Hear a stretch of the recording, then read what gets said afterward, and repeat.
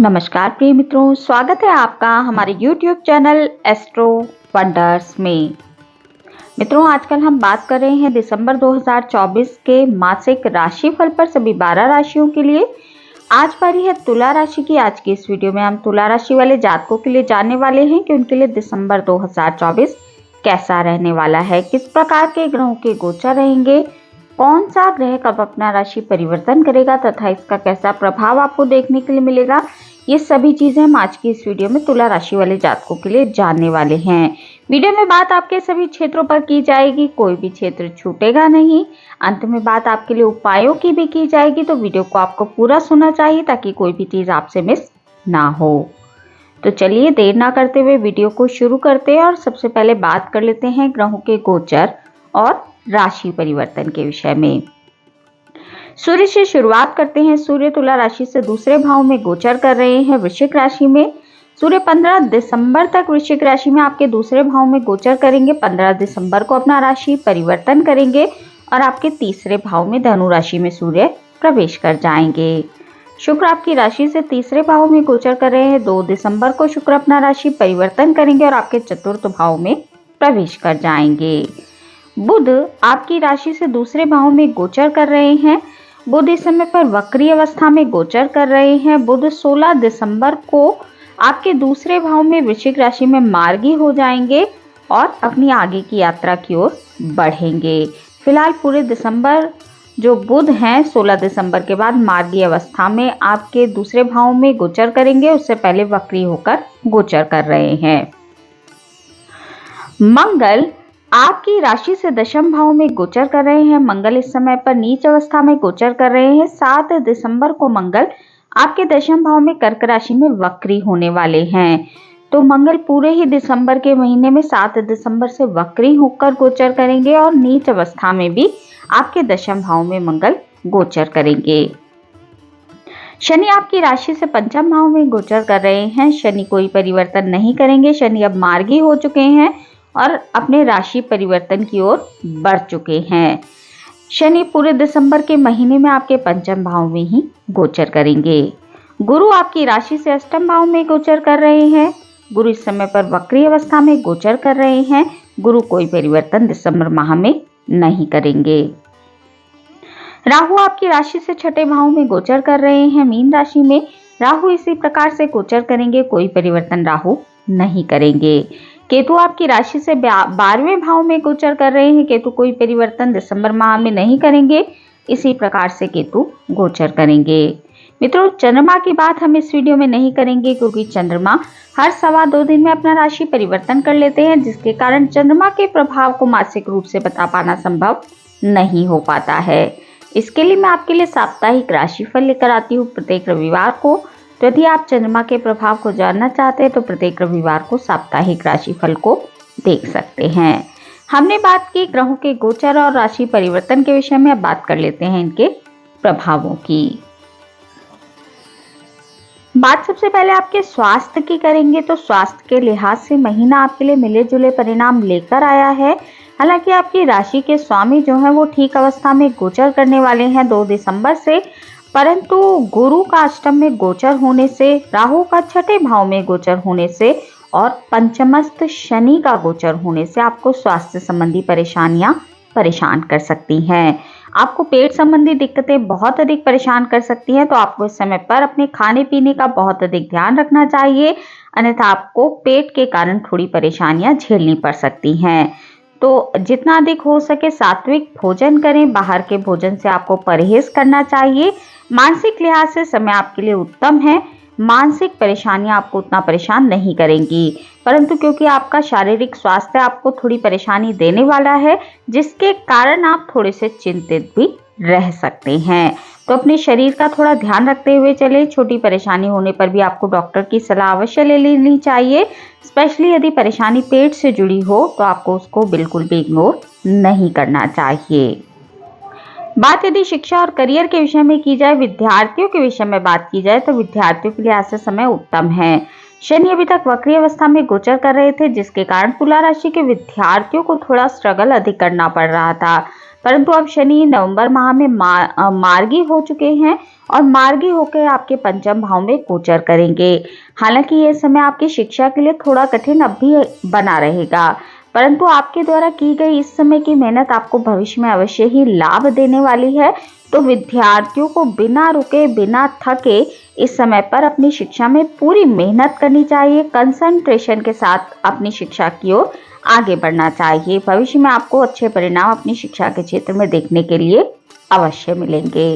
ये जो महीना है शिक्षा के क्षेत्र से आपके लिए ठीक ठाक दिखाई दे रहा है, कोई विशेष परेशानी होती दिखाई नहीं दे रही है, केवल आपको मेहनत अधिक करनी पड़ेगी।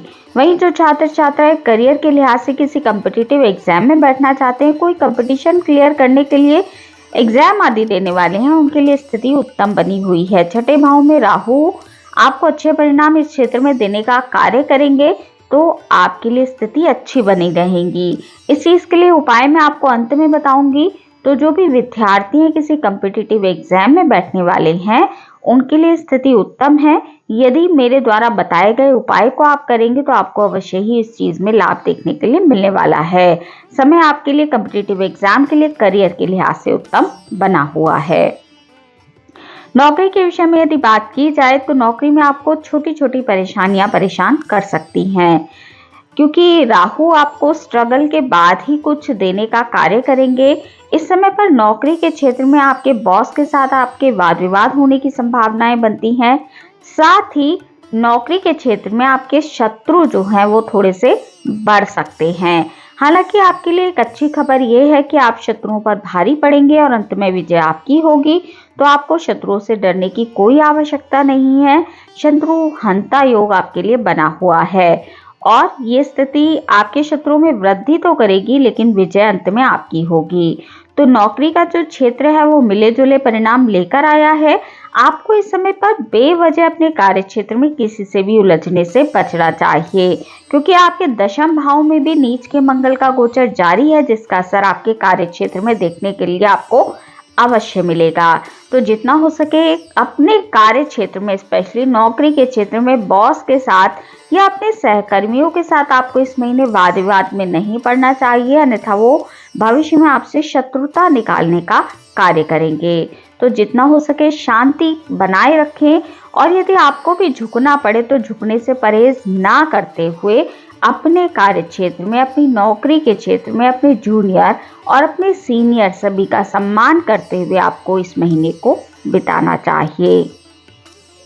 सरकारी पक्ष की यदि आपके लिए बात की जाए तो सरकारी पक्ष आपका ठीक ठाक बना हुआ है। सरकारी क्षेत्रों से धन की आवक भी आपके लिए बनी रहेगी।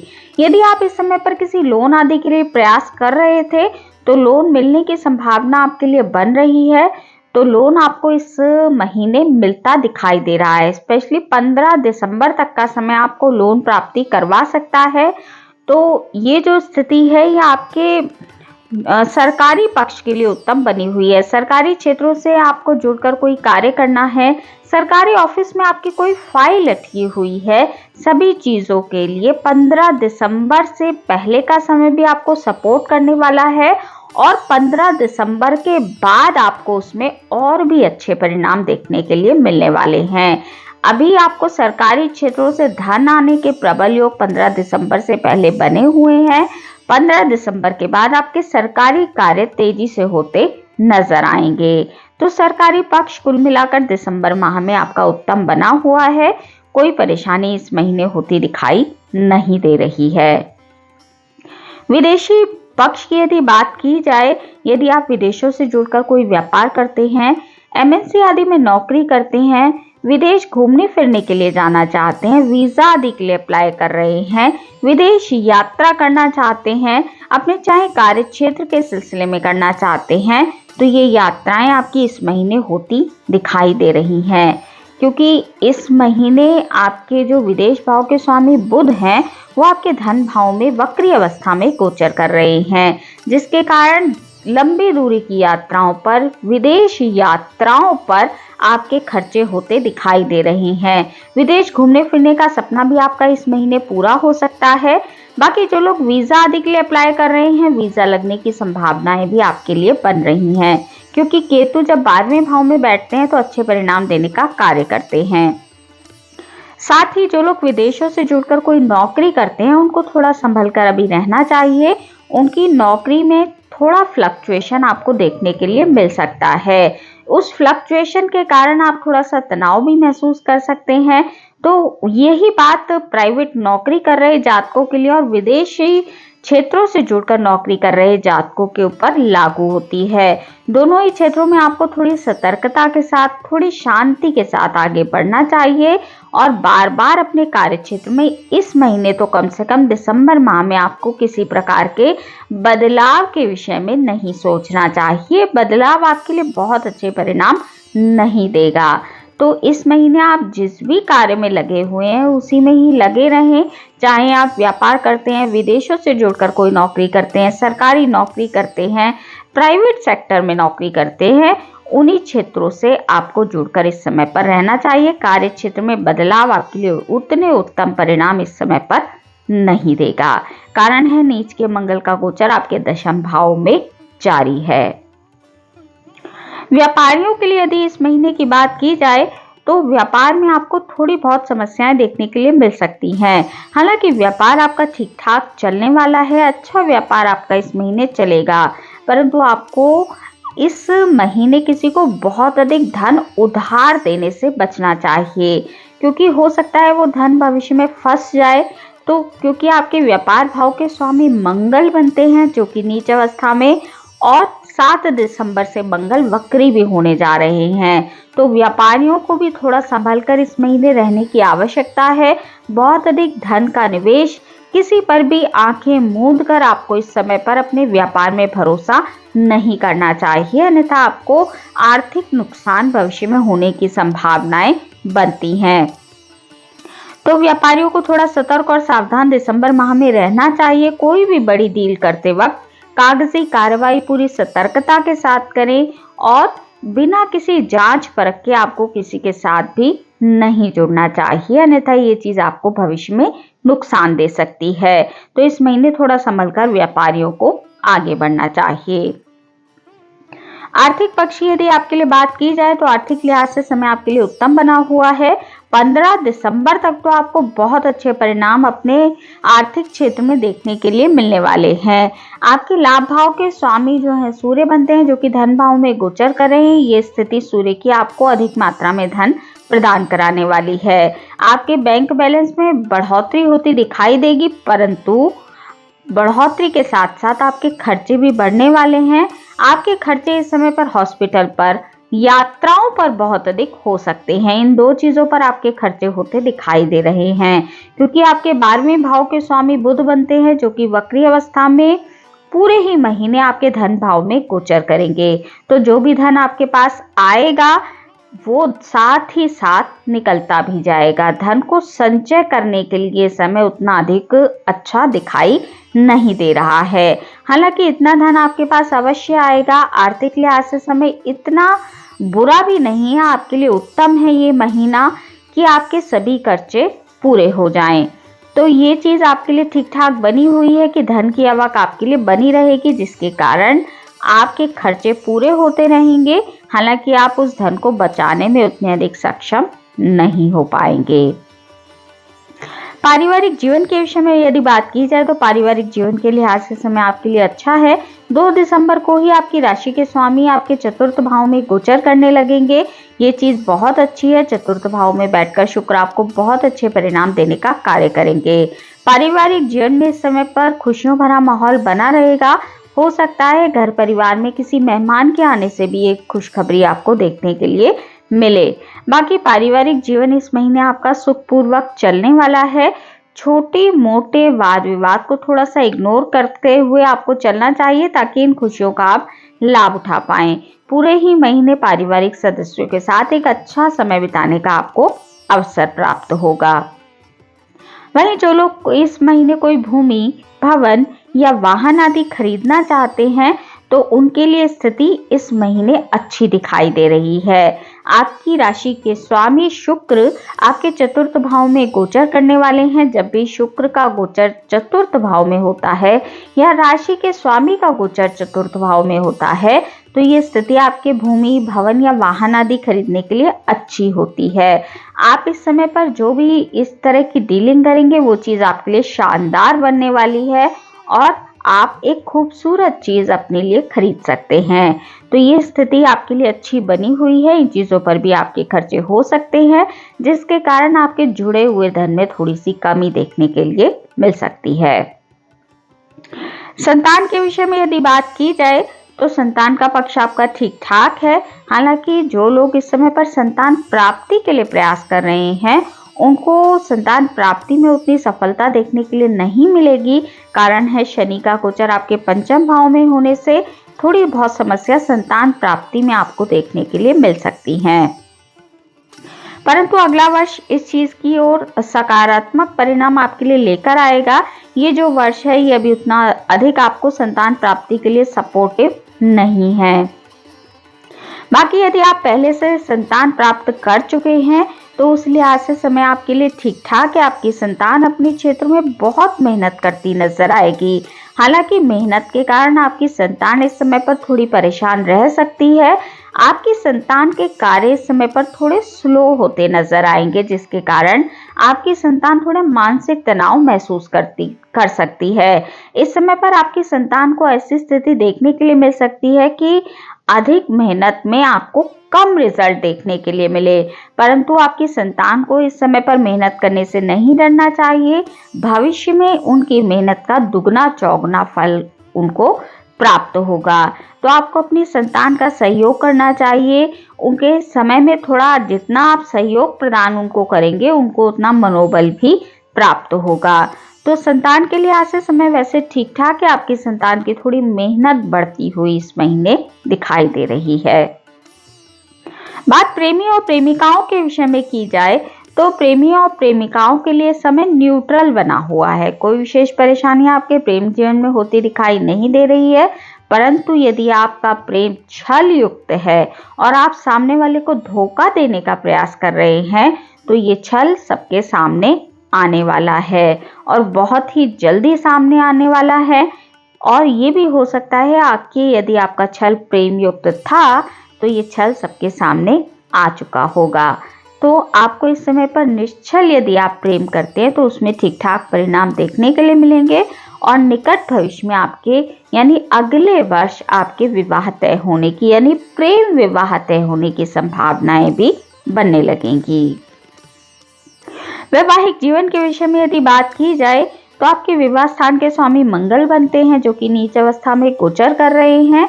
मंगल आपके दशम भाव में गोचर कर रहे हैं। मंगल की स्थिति दशम भाव में होने से आपको वैवाहिक संबंधों में उतने परिणाम बुरे देखने के लिए नहीं मिलेंगे। आपका वैवाहिक जीवन न्यूट्रल तरीके से इस महीने चलने वाला है। कोई बहुत बड़ी परेशानी या कोई विशेष परेशानी आपको देखने के लिए नहीं मिलेगी। वैवाहिक जीवन आपका साधारण तरीके से चलेगा और अपने परिवार के साथ आप इस महीने छोटी मोटी यात्राओं पर भी जा सकते हैं। यात्राएं आपके लिए खुशनुमा साबित होंगी। तो अपने जीवन साथी के साथ, परिवारजनों के साथ आपको एक अच्छा समय बिताने का मौका मिलेगा। उसमें कोई विशेष परेशानी दिखाई नहीं दे रही है। आपका वैवाहिक जीवन न्यूट्रल तरीके से इस महीने चलने वाला है। भाग्य के विषय में यदि बात की जाए तो भाग्येश आपके बुध बनते हैं जो कि वक्री अवस्था में आपके धन भाव में गोचर करेंगे। तो ये जो स्थिति है ये आपके धन में बढ़ोतरी कराने के साथ साथ आपके खर्चों में भी बढ़ोतरी कराती दिखाई दे रही है। बुध आपको मिले जुले परिणाम देने का कार्य करेंगे। तो बुध के कारण आपको भाग्य से अधिक मात्रा में आपके व्यापार या नौकरी से धन की प्राप्ति हो सकती है। परंतु जैसा कि मैं आपको बता चुकी हूँ कि ये धन आप जोड़ नहीं पाएंगे। धन आपके पास आएगा, आपके बैंक बैलेंस में आएगा, उसे बढ़ाएगा, लेकिन उसके कुछ ही दिनों के अंदर ये धन खर्च हो जाएगा। तो भाग्य के लिहाज से समय आपके लिए मिले जुले परिणाम देने वाला है। भाग्य का आपको साथ मिलेगा। परंतु आपके ऊपर जो इस समय पर गुरु की जो प्लेसमेंट है वो थोड़ी नेगेटिव चल रही है। साथ ही शनि की प्लेसमेंट भी पंचम भाव में उतनी अच्छी नहीं मानी जाती है। राहु छठे भाव में बैठकर नौकरी में परेशानियां और रोगों में थोड़ी वृद्धि कराने का कार्य करते हैं। इन सभी परेशानियों के चलते भाग्य का आपको जो भी साथ मिलने वाला है वो आपको उतना सफिशिएंट नहीं लगेगा। तो भाग्य के सहारे आपके काम अवश्य बनेंगे। मिले जुले परिणाम आपको भाग्य के सहारे देखने के लिए मिलने वाले हैं। मित्रों, हमने बात की तुला राशि वाले जातकों के लिए उनके सभी क्षेत्रों पर। अब बात कर लेते हैं आपके लिए उपायों की।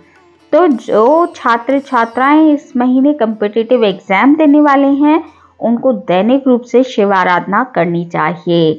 जितनी आप शिव आराधना करेंगे उतना आपको असर अच्छा देखने के लिए मिलेगा और आपके कॉम्पिटिटिव एग्जाम क्लियर होने की संभावनाएं बनेगी। ये चीज आपकी नौकरी के क्षेत्र पर भी लागू होती है।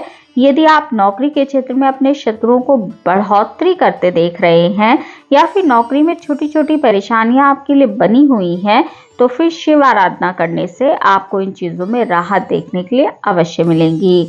आराधना करने का सोर्स आप अपने तरीके से चुन सकते हैं, क्योंकि ईश्वर की आराधना मन से होनी चाहिए। उसमें चाहे आप सोमवार के व्रत रख सकते हैं, शिव मंदिर में जाकर जलाभिषेक कर सकते हैं। जो भी आपको सहूलियत हो आप उससे शिव जी की आराधना कर सकते हैं, परंतु आराधना सच्चे मन से आपको करनी चाहिए।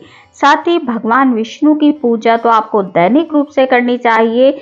गुरु का अष्टम भाव में गोचर होने से स्वास्थ्य संबंधी परेशानियां, पेट संबंधी परेशानियां जो आपको परेशान कर रही थी, प्रत्येक बृहस्पतिवार को यदि आप केले के पेड़ की पूजा करते हैं, सत्यनारायण भगवान की कथा करते हैं, भगवान विष्णु की पूजा करते हैं, तो ये परेशानियां आपको उतना अधिक परेशान नहीं कर पाएंगी। हालांकि परेशानियां तब भी बनी रहेंगी, परंतु उतनी अधिक बढ़ नहीं पाएंगी। इन आराधनाओं को करने से आपको परिणाम न्यूट्रल तौर पर मिलते रहेंगे।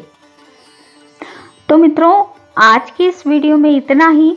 वीडियो को अगर आपको अच्छी लगी हो, आपके लिए उपयोगी रही हो, तो वीडियो को लाइक कीजिए, शेयर कीजिए, कमेंट कीजिए और चैनल को सब्सक्राइब करना बिल्कुल भी ना भूलें। हमारे इस चैनल पर आपको साप्ताहिक राशिफल, मासिक राशिफल, वार्षिक राशिफल के साथ साथ सभी ग्रहों के गोचर प्रभाव की जानकारी मिलती रहती है। तो यदि आपकी भी रुचि ज्योतिष के क्षेत्र में है तो अवश्य ही हमारे इस चैनल को सब्सक्राइब कर लीजिए। मिलती हूँ आपसे अपनी अगली वीडियो में अगली किसी उपयोगी जानकारी के साथ। तब तक के लिए नमस्कार।